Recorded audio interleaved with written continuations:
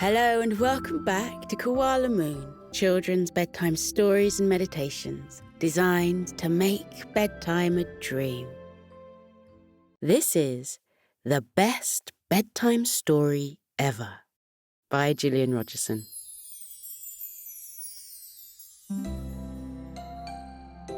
The early evening was Mum's favourite part of the day. It was a relaxing time when she could sit with her children and tell them a soothing bedtime story. As usual, her sons, Kieran and Finn, would take it in turns to request a story, and their mum would either read from one of their favourite books, or she would make up a new story. But that evening, as she sat on the comfy armchair between her sons' beds, she realised there was a problem.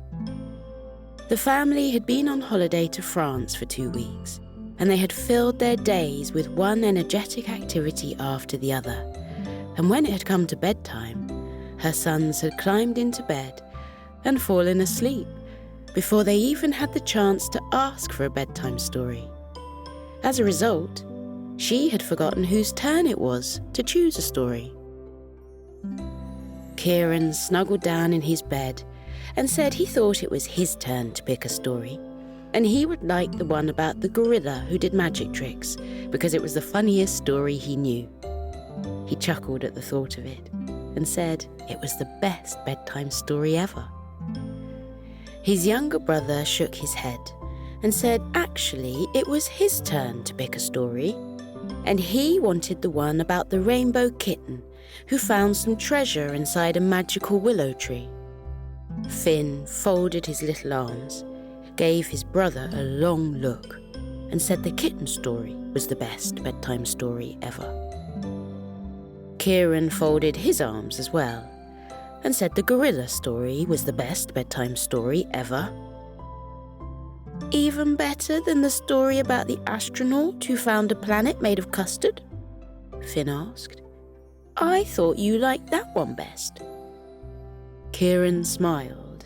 Yeah, I do like that one. And I thought your favourite was the story about the dragon who loved dancing. Finn unfolded his little arms and giggled. He said he did like the dragon story very much. He wriggled about happily in his bed and asked Mum to tell them the dancing dragon story again. Even though Kieran loved the dragon story too, he told his mum it was definitely his turn to choose, and he wanted the astronaut story now instead of the gorilla one. Finn immediately disagreed and said it was his turn to choose. Mum knew her sons well, and by the looks on their faces, she knew they would be happy to discuss whose turn it was for the rest of the night. She smiled brightly at them and said, I've got an idea. Why don't we work together and make up a brand new story? It might be the very best bedtime story ever. What do you say? Kieran and Finn gave the matter some serious thought for all of 2 seconds. Then they nodded their heads and said they would like that. Good, Mum said with a hint of relief. Kieran, where would you like our story to be set? In outer space, he said without any hesitation. Finn pulled on his mum's sleeve and asked if it could be set in the ocean too, where all the mermaids live. He loved stories about mermaids. Mum nodded. I suppose we can have both places. What characters should we have in our story? Kieran gave his little brother a kind smile and said, the astronaut could be a dragon, and can we have a mermaid too? Mum smiled and said it was their story and they could have whatever they wanted in it, and anything at all could happen in the story. Her sons beamed at each other. The boys had a little chat with each other and decided the mermaid should be called Glittertail, and the dragon's name should be Bob. Can the dragon be purple, please? Finn asked. Mum, Glittertail really wants to play football. Can you make that happen in the story?" "Of course I can," Mum said confidently. "I'm not sure how just yet, but I'll think of something. Now then, settle down in your beds, boys. Wriggle your fingers and toes and take some deep, relaxing breaths." The boys did as they were asked and snuggled down some more in their comfy beds. Mum said softly, "I'll begin my story. It's called The Best Bedtime Story Ever." Once upon a time, there was a purple dragon called Bob. He loved doing all the usual things that dragons liked, such as flying over the mountains, dancing under the light of the moon, and playing hide and seek with his friends. But the thing Bob liked doing most of all was standing outside his home at night time and looking up at the stars and moon. There was something so magical about the night sky, and Bob's parents would often find him gazing at it with a faraway look in his eyes. Bob wanted to know how many stars there were in the sky. Did they have names? Did they make a sound when they twinkled? And what about the moon? How big was it? And was there another moon somewhere else in the sky? His parents tried to answer his questions, but they didn't know all of the answers, so they borrowed some books from the library to see if they would help. The books did help with some of Bob's questions, but not all of them. And as he continued to look up at the sky, night after night, Bob came up with more questions. How many planets were in the sky? Who lived on them? And what did they look like? What was beyond the furthest planet? Had any dragons ever flown into space? His parents only knew the answer to the last question and said as far as they knew, no dragons had ever flown into space. On his birthday, Bob's parents bought him a telescope so that he could see the night sky in greater detail. Bob loved his telescope and used it every night, but he still had questions about outer space and decided the best way to get answers was to fly into space and explore it himself. His parents agreed but didn't know how he would get there. He could try flying, but it was a long way to travel, and where would he stop for a rest if he wanted one?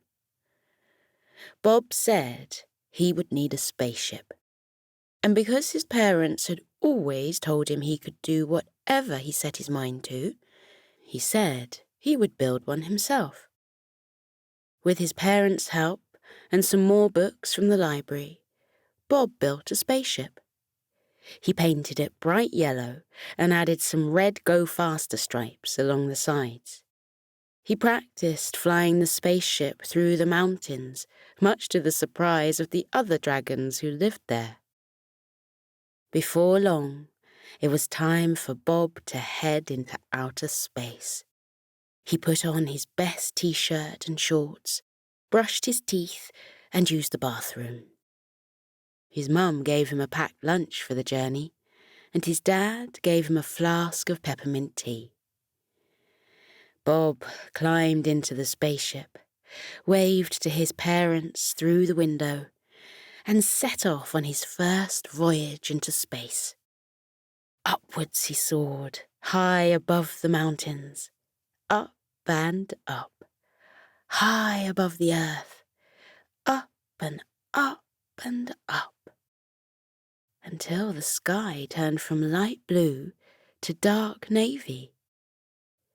Bob the dragon steered his spaceship through sparkling stars and around brightly coloured planets.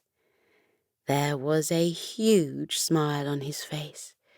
He couldn't believe he was finally travelling through space.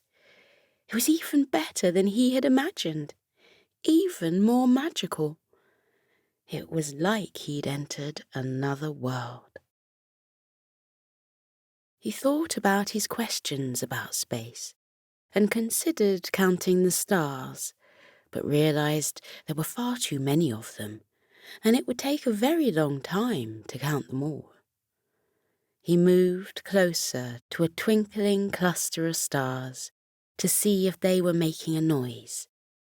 He couldn't hear anything, but looking at the beautiful stars up close filled his heart with joy. Bob carried on flying through the sky and decided to stop at some of the planets to see if anyone lived on them. He landed on the nearest planet. It was buttercup yellow and surrounded by a pale orange circle of mist. Bob landed his spaceship on the planet and put on his space helmet. He left the ship and stepped onto the soft surface of the planet. It was covered in bright yellow grass, which tinkled and chimed as he walked over it. There were trees everywhere, and all of them were full of peculiar-looking fruit that Bob had never seen before. 2 aliens wearing gardening gloves appeared from behind a tree and said hello to Bob.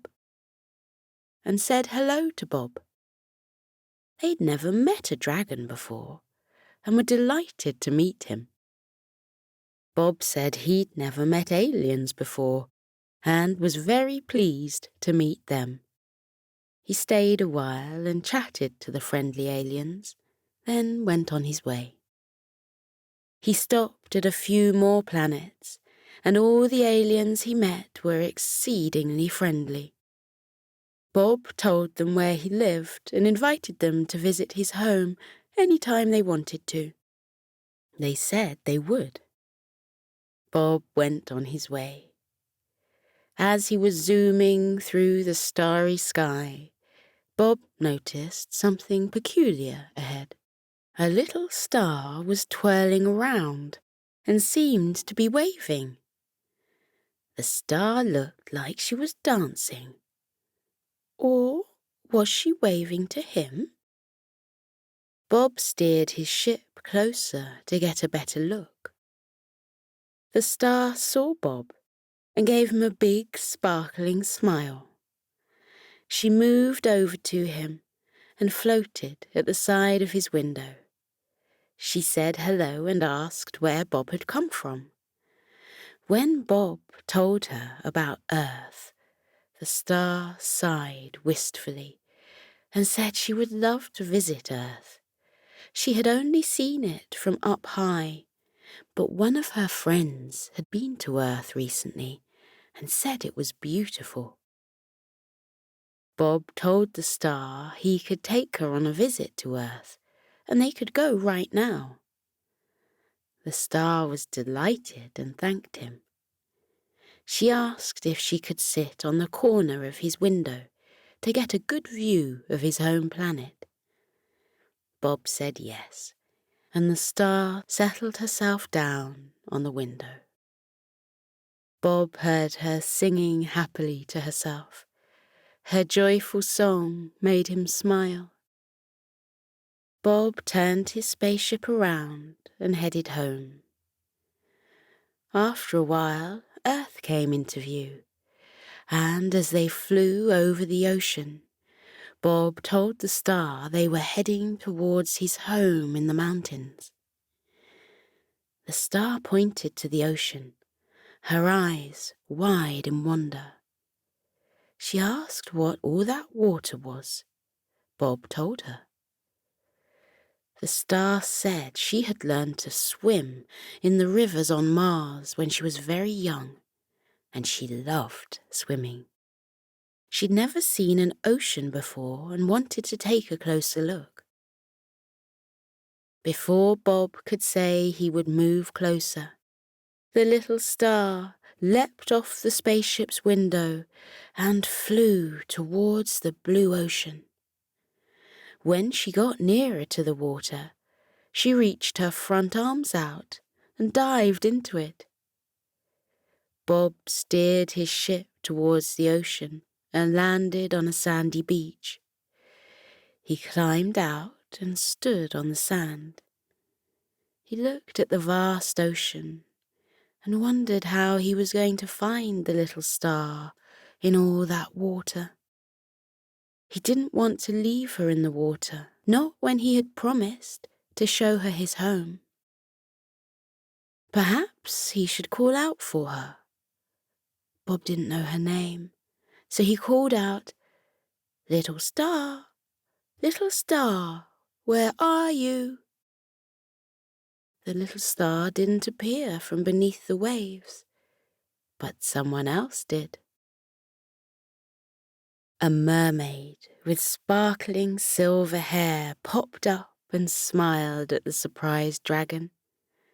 She swam closer, and her glittery golden tail rose from the water behind her. She said hello to Bob and said she'd heard him calling out for a star and wondered which one he was looking for. Some of her best friends were starfish, and she asked if he was looking for one of them. Her voice was as soft and soothing as the ocean's waves. Bob smiled shyly at the mermaid and explained the star was from the sky. "The sky?" the mermaid said in astonishment. "How can that be?" Bob pointed to the spaceship behind him and told the mermaid how he'd built it and then flown it into space. He explained how he'd met the star and that he was giving her a lift to Earth. With a little grin on his dragon face, Bob said, "But she decided to go for a swim instead." The mermaid laughed softly and said she would go below the water and search for his friend. She introduced herself and said her name was Glittertail. Bob gave his name. Glittertail looked at the spaceship and told Bob she was very impressed that he'd flown into space. Bob explained it had always been a dream of his to go into space, and he had to make it happen somehow.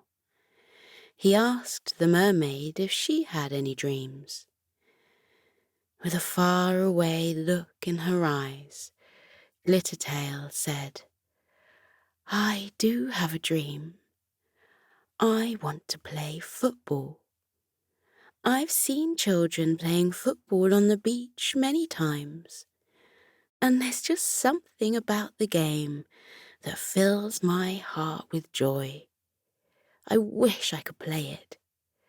But there's a problem." She lifted her glittery tail in the air and said she wasn't sure how she was going to play football with a tail. Bob remembered how his parents had always told him he could do whatever he set his mind to. He said to Glittertail that there must be a way she could make her dream come true, and he would try to help her if he could. Glittertail smiled at Bob and said, "That's a kind thing to say, thank you. I'll go and find your star now. I won't be long." With a flip of her golden tail, the mermaid disappeared beneath the water. A second later, she popped back up with the twinkling star in her hand. She swam over to Bob and held the star out to him. The star had the most enormous smile on her face and said it was a different world under the sea. There were fish shaped like stars, waving grass that looked like it was dancing, animals with 8 arms, and sparkling rocks that looked like they'd come from space. She asked Bob if he'd ever explored the sea. Bob said he hadn't, But hearing the star talk in such glowing terms made him want to swim in the sea too. "But there's a problem," Bob said.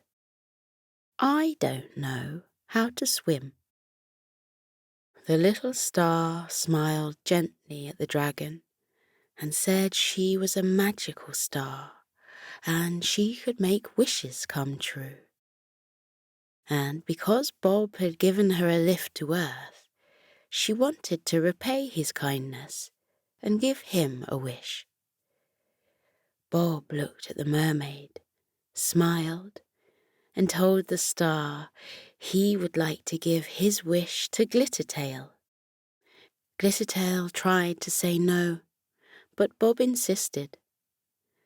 The little star looked up at the mermaid and asked what she'd like to wish for. Glittertail said, "I wish I could play football." The little star floated free from the mermaid's hand. She twinkled brightly, and a shimmering cloud of sparkles appeared around Glittertail. The mermaid's mouth fell open in surprise, and she said, "I've got legs! Bob, I've got legs!"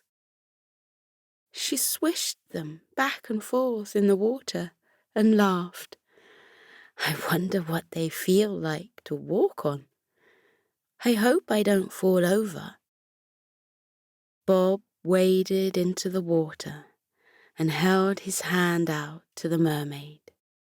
Glittertail put her hand in his and slowly placed her feet on the sandy ocean floor. Bob led her out of the water and onto the beach. He kept hold of Glittertail's hand as she got used to her legs.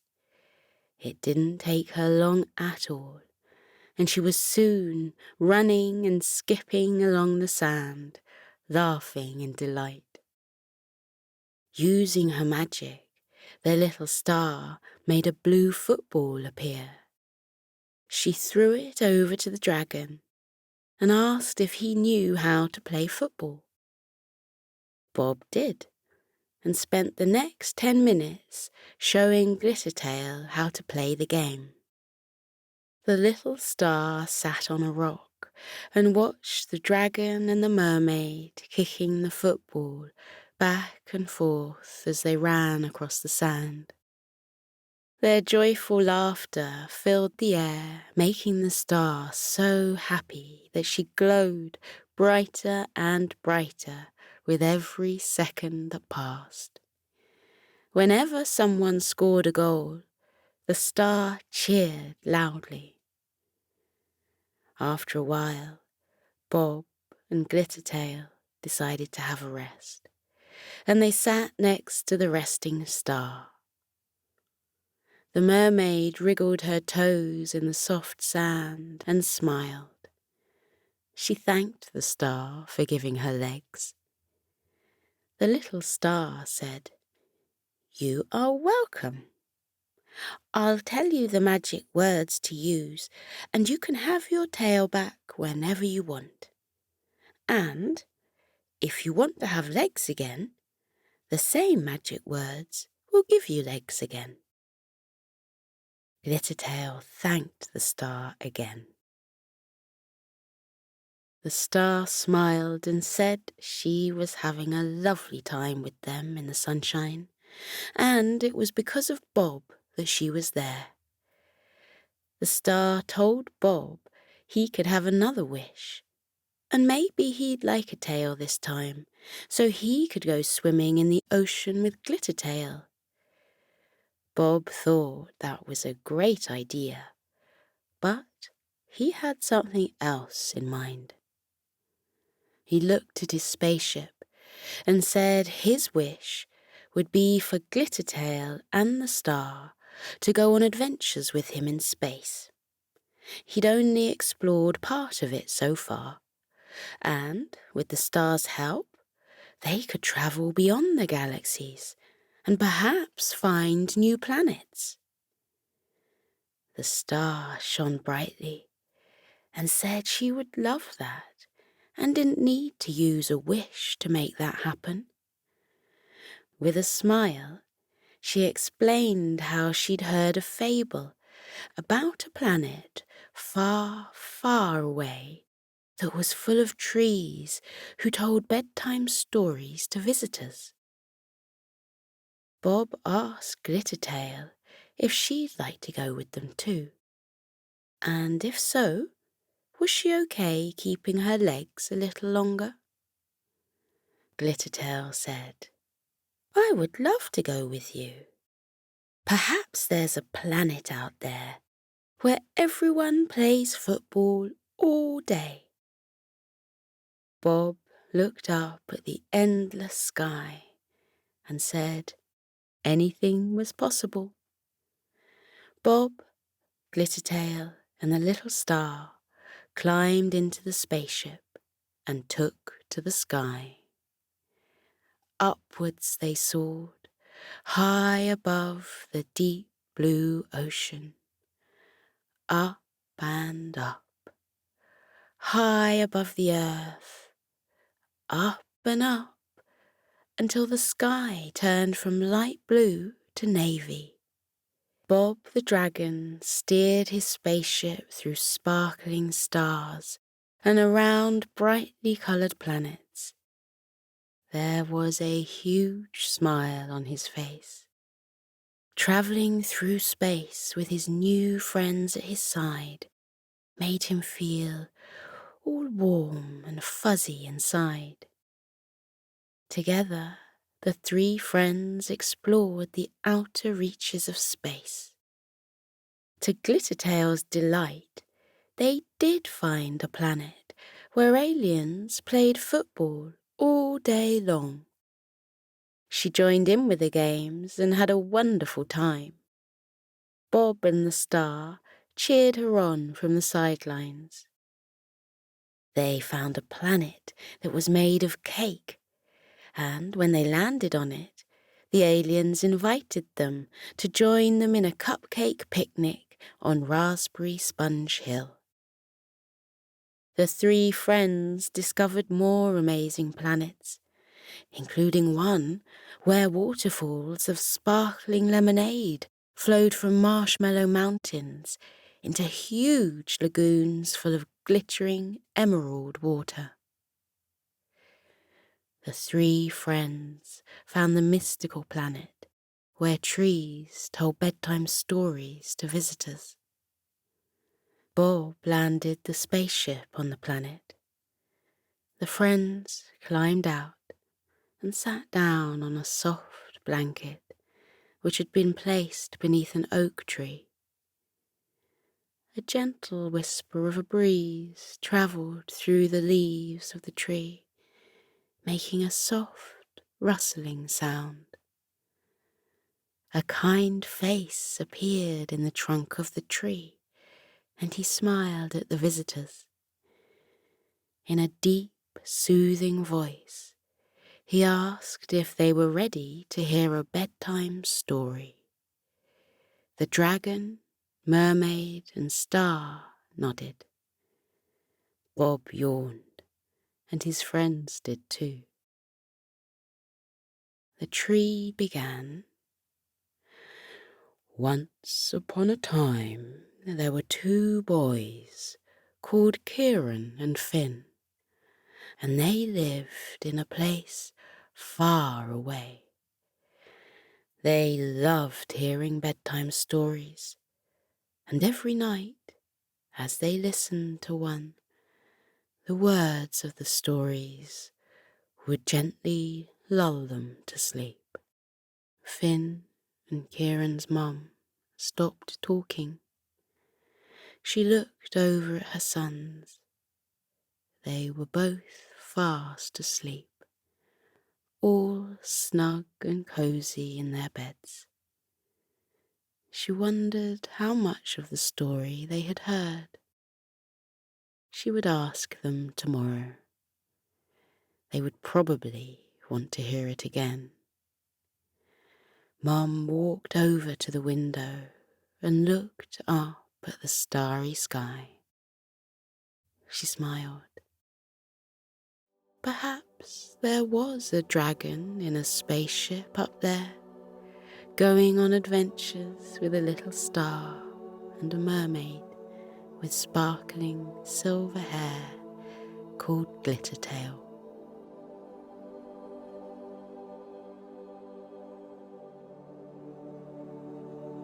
Now we're floating into a deep and peaceful sleep. Feel how your muscles are relaxing. Your arms are heavy and your legs are too, as they loosen and release any tension remaining from the day. Feel how you let your body fall into the cozy warmth of your bed. Close your eyes. Let your eyelids be heavy. Breathe deeply. Breathe in and out. Breathe in and out as you continue to breathe deeply, and as you keep feeling how your body becomes soft and heavy with sleep. Let your mind drift away. That is the wonderful secret about sleep. While your body rests, lying heavily in your bed, your mind is set free, like a bird taking flight from a branch and flying up and up and up into the air. Feel how your mind loosens now, like a balloon that has been untied from a fence, and floats up and up and up like a bird. Up and up and up it floats towards the sky until it reaches up into the clouds. Imagine that you have risen up high above the world and your head has poked up through the clouds. Then spread out all around you in the silvery moonlight, white fluffy clouds that look like cotton wool or marshmallows. They look so soft and squishy. You can lie back on them and roll around in them. Try it now. Lie back in the soft cradle of the clouds. Feel how they swirl and wrap around your body, holding you gently in the world of sleep. Clouds come in all shapes and sizes. Some are big and fluffy, some are slender wisps. Some look like puffy mushrooms, and others look like paintbrush strokes that have been left on the dark sky. Let your body relax. Let your mind relax too. Let your mind float off into sleep. You are peaceful. You are safe. You are being held in the cozy warmth of sleep. With your eyes closed, let your mind drift up, up, up and away. In the world of dreams, you can go anywhere you like. You can float on blue oceans with ripples and tufts of waves. Or you can visit castles built in the sky with spiraling turrets and drawbridges over sparkling moats. Or you can wander into the peaceful woods where the birds are twittering and the trees are dense with dark green leaves. Breathe in and out. Breathe in and out again as you fall more deeply into your cozy sleep. And with your eyes still closed, take a look around with your mind at where your dreams have taken you. When I fall asleep, I dream that I've gone to a world high up in the clouds. Sometimes the clouds are dappled silver from the moonlight. Sometimes they're soft pink and gold, reflecting the light of the twinkling stars. What form do your dreams take? Where does your mind go when you fall asleep? Maybe in your dreams there are flocks of white fluffy sheep huddling together on the green fields. Look at the mother ewe yawn widely before she tucks her little lambs beneath her woolly fleece. Or maybe you dream of a friendly dragon, curled up with his tail wrapped around him, a little trail of clouds puffing out of his nostrils. Look, the cloud dragon is smiling at us and waving. What a friendly dragon he is. Or maybe you dream of cute puppies lying on their backs, their tongues lolling out of their mouths, their eyes closing because they've had such a long day. They look tired, and there's their papa dog, fluffy and white, padding softly over to wish the puppies good night. Up here on the sea of clouds, you can be free. Feel how light you are, weightless, floating, drifting through sleep. Feel everything heavy from the day lift off you and drift away, taken away by currents until they disappear over the bank of clouds.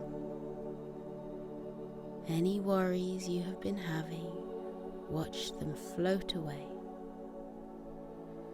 Anything that has been weighing on your mind during the daytime, now you can let them go and watch them drift away. Your worries are not you. You are not your worries. You can let them go. Watch them float away. Now you are light as air. You are as gentle as starlight. You are as soft as the clouds. Up in the sleepy sky, everything is weightless and peaceful. The clouds stretch out like a sea of tranquility. Close your eyes and feel the clouds wrap around you. Feel them bearing your body gently into the land of sleep. Feel your eyes close. Feel them rest heavily as your body relaxes into sleep. Feel your mind lighten. Feel it loosen and drift away, light as a feather, soft as the clouds. Breathe in and out. Breathe in and out. The world of clouds is waiting for you. Let yourself fall into the clouds' soft, warm hug. They are here to protect you.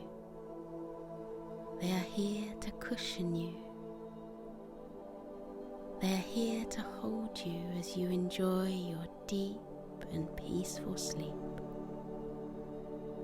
Sleep well, little one. Sleep well in the land of clouds. Feel how light you are. Feel how weightless, floating, drifting through sleep, light as air,